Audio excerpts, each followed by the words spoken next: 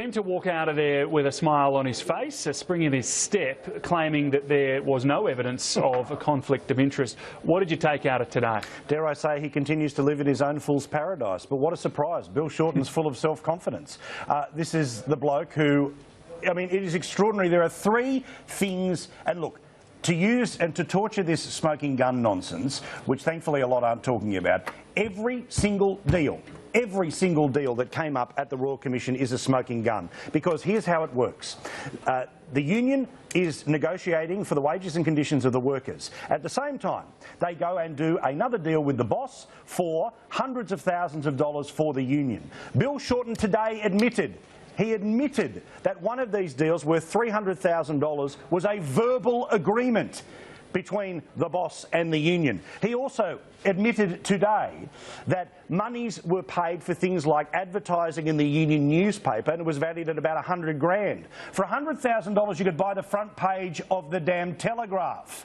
And on top of all of that, he said, oh, every invoice we ever put out there for education, it was definitely for education. Well, hang on, this is the same union that gave tens of thousands of dollars of invoices for research, but was actually to pay for Bill Shorten's personal political gain, and that was to have a political staffer. A perfect example of how this bloke dudded workers is not about pay and conditions, but how can we have a system when the advocate for the worker is doing deal after deal after deal after deal, including verbal deals, to pay off the workers' advocate? A perfect example of how this bloke rolled, and a metaphor for how he worked, was when he went to the Melbourne Cup, he noshes it up with all the bosses in the birdcage while the poor workers pick up the trash left behind. That is the metaphor. This bloke is cooked, and he can be as confident as he wants, but the Royal Commission will find that this was a conflict of interest. And if the best defence lefties can serve up is, oh, but no laws were broken. Well, last time I checked, it's not illegal to have sex with somebody else's wife. But guess what? People think it's kind of weird. It's not necessarily illegal for doctors to be paid off by drug companies. But we all think it's a little bit dodgy when the person who is supposed to be looking after your health is really pushing drugs. These people were supposed to stand up for workers while they were being bought off by the very companies they were dealing with, and can I say it for the third time, with verbal agreements. This is extraordinary, David. Do you, just briefly, got 30 seconds left, should there, as some have suggested today, be a broader inquiry into political donations on all sides of politics, corporates and unions? Yes, David, yes, of course, but you can't say to a police officer when they pull you over for speeding, sorry, you can't charge me because everyone else was speeding. This is dodgy. It is 2 days of deal after deal after deal. Say what you want about what Liberals have done in the past, and if they are guilty of it, then great, charge them with a crime. But this bloke must be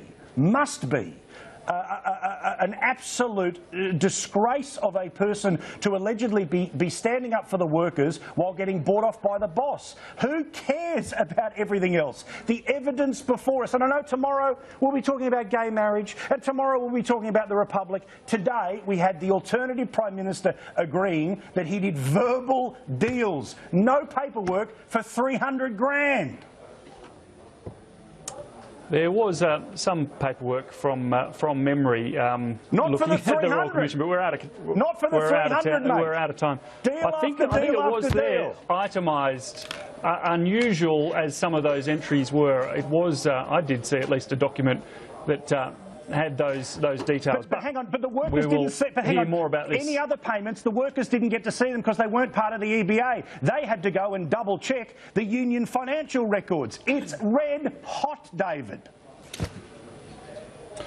Okay, well, we'll hear more of that, I'm sure, at 9 o'clock. Bloody oath you will. Thank you, Janine Perrott and James Bracey. Thank you all very much.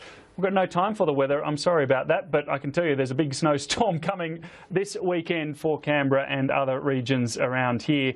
That's all we've got time for on PM Agenda today. David Spears, of course, will be back Monday at the usual time to take you through all of the days and weeks' politics. Thanks for joining me, though, this week.